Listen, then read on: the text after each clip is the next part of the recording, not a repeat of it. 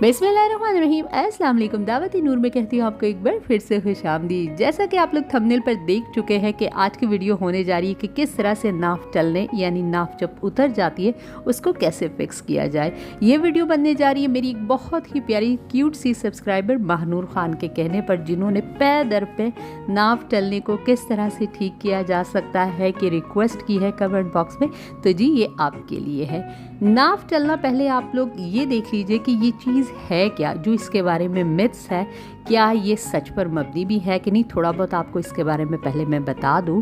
नाफ टलना दरअसल एक ऐसी चीज़ है कि जिससे आपको लोअर एब्डोमेन पर, मतलब पेट के निचले हिस्से में बहुत ज़्यादा दर्द सा महसूस होता है। और इसकी जो फर्स्ट सिम्टम है वो ये है कि आपको भूख बिल्कुल भी नहीं लगती, मतलब खाना खाने को जी ही नहीं चाहता। अजीब सी रेस्टलेस सी नकाहत सी कैफियत होती है, हर वक्त थकी थकी सी कंडीशन होती है और कोई तबीयत में हसासियत यानी एनर्जी महसूस नहीं होती है। तो ये मैंने आपको इसके बारे में बता दिया कि इसके साइन क्या होते हैं। पेट में दर्द सा महसूस होता है निचली साइड के ऊपर और भूख बिल्कुल नहीं लगती है। अब ये होती क्यों है? ये एक दो वजूहात मेन जो इसकी है जिसकी वजह से ये होती है। एक तो ये कि अगर आपने बहुत ज़्यादा वज़न का या खिंचाव का काम किया है, आपने ऐसा कोई डायरेक्ट किसी चीज़ को उठाने की कोशिश की है और आपने अपने पोजीशन को पहले सही नहीं किया, तो भी अचानक ये जो आपकी नाफ है ये टल जाती है।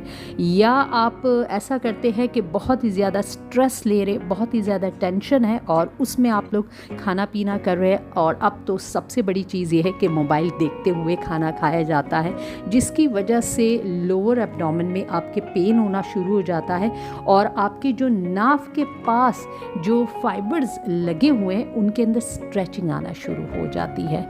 अब हम लोग ये समझते हैं कि शायद नाफ अपनी जगह से उतर गई है, तो मैं आपको बता दूं कि ऐसा कोई सीन नहीं होता। नाफ बिल्कुल अपनी जगह पर रहती है, वो कहीं पर भी नहीं जाती, बिल्कुल अपनी जगह से नहीं हट सकती ये। लेकिन जो होता इसके अंदर है साइंटिफिक पॉइंट ऑफ व्यू से, वो इसके जो फाइबर्स हैं वो अकड़ जाते, वो स्ट्रेच हो जाते हैं, खिंचाव आ जाता है, जिसकी वजह से हमें दर्द महसूस होता है और उस दर्द की वजह से आपका जो पूरा डाइजेस्टिव सिस्टम है वो अपसेट हो जाता है, आपको भूख नहीं लगती और खिंचाव की वजह से आपको दर्द महसूस होता है। जैसे हमारे पिंडलियों के, हाथों के जब पट्टे खिंच जाते हैं, तो सेम वही कंडीशन है ये। अच्छा, इसकी दूसरी वजह जो है वो ये है कि या आप बहुत ज़्यादा कमज़ोर हैं। जो लोग बहुत ज़्यादा कमज़ोर होते हैं, अंदरूनी साइड से मैं कह रही हूँ, उनको भी नाफ जो हम कहते हैं टलना, जिसे उर्फ़े आम में ये कहा जाता है, हालांकि टलती नहीं है, मैंने आपको बता दिया कि जस्ट इसके जो पट्टे हैं वो स्ट्रेच हो जाते हैं, तो उनके साथ भी बहुत होता है। बहुत ज़्यादा कमज़ोरी की वजह से होता है, और दूसरा ये कि आप बहुत ज़्यादा वज़न का काम कर ले, स्ट्रेचिंग आपने की हुई है, बहुत ही ज़्यादा सख्त एक्सरसाइज कर ली है, तो या बहुत ही सवेयर किस्म की, एक ख़ास किस्म की डाइट आप लोग ले रहे हो, तो उससे ये सब चीज़ें हो जाती है। अब चाहे कोई भी वजह हो, चाहे इससे रिलेटेड आपकी वजह हो या ना हो, मैं आपको इसका एक बहुत ही ज़बरदस्त किस्म का और आसान इलाज बता देती हूँ। कोई दवा, कोई कुछ आपने यूज़ नहीं करना है, बहुत ही आसान किस्म का जो है ना इसका इलाज है। पहले आपने ये करना है कि आपने खाली पेट सुबह निहार मुँह ये सब कुछ करना है, ठीक है। अगर किसी का भी हो रहा है तो अपनी अम्मी की हेल्प वो ले सकता है, बहुत ही ज़बरदस्त किस्म का वो कर देंगे आपको। आपने सुबह निहार मुँह ज़मीन, फ्लोर के ऊपर आपने लेट जाना है, ज़मीन के ऊपर आपने लेट जाना है और बिल्कुल सीधा आपने लेटना है। और उन्होंने क्या करना है, थोड़ा सा गुनगुना गरम, नीम गरम, या तो जैतून का तेल आपने लेना है या सरसों का तेल आपने लेना है, दोनों में से जो आपके पास ईजिली अवेलेबल है वो आपने लेना है। और अपने नाफ के पास से आपने हल्के हाथों से सर्कुलर मोशन में, मतलब गोल गोल नाफ के पास आपने मालिश करनी है।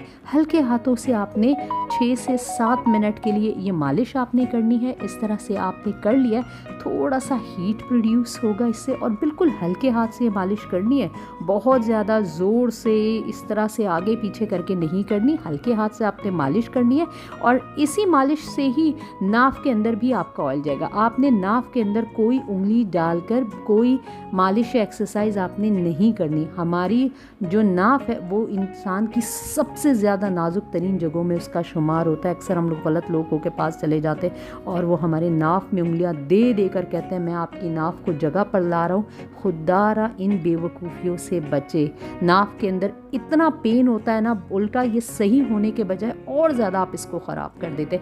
तो बिल्कुल भी ना तो बच्चों के ना ही बड़ों के आपने नाक में उंगली डालने। आप चाहे तो थोड़ा सा ऑयल इसके अंदर डाल सकते हैं, जस्ट थोड़ा 2-3 कतरे वो डाल दिए, लेकिन उंगलियां वगैरह डालकर इसको कोई मालिश या कोई चीज़ पकड़ने की कोशिश आपने बिल्कुल भी नहीं करनी है।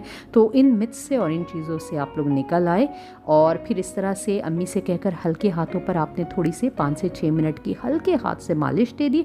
फिर आपने क्या करना है, जो विक्स बाम होता है ना, जो छोटे बच्चों को सीने पे लगाया जाता है, वो हल्के से लगा देना है। थोड़ा थोड़ा सा टैप करके वो आपने लगा दिया। फिर मलमल का दुपट्टा लेना है या कॉटन का दुपट्टा लेना है, उसको हल्का सा अपने पेट से बांध लेना है ताकि इसके अंदर ये गर्मी बनी रहे। सही है, इतना आपने कर लिया।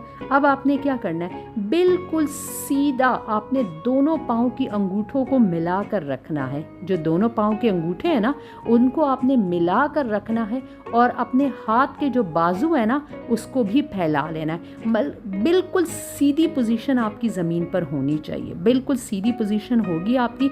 और आपने इस तरह से 5 मिनट कर लिया। ठीक है, जब 5 मिनट आपके हो जाएंगे, जो दोनों पाँव के अंगूठे हैं वो बिल्कुल खुलने नहीं चाहिए आपके।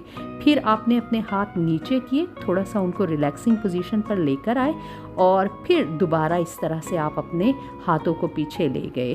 तो इस तरह से 5 मिनट का स्टे देना है। जस्ट 2 से 3 दफ़ा आपने करना है और इस दौरान आपने अच्छी तरह से पुरसुकून तरीके से सांस लेना है और सांस को बाहर करना है। सांस को लेना है और सांस को बाहर करना है। ये कोई इतनी इजी एक्सरसाइज मैंने आपको बताई है कि जस्ट हल्के हाथ से मालिश करना है, वहाँ पर थोड़ा सा विक्स बाम लगाकर मलमल का दुपट्टा वगैरह ऊपर रख देना है ताकि गर्मी बनी रहे। और इस दौरान आपने ये जो वर्जिश आपको मैंने बताई ये कर देना है। सिर्फ सिंपल इतना ही करना है और 1 हफ्ते के अंदर आप भले चंगे हो जाएंगे।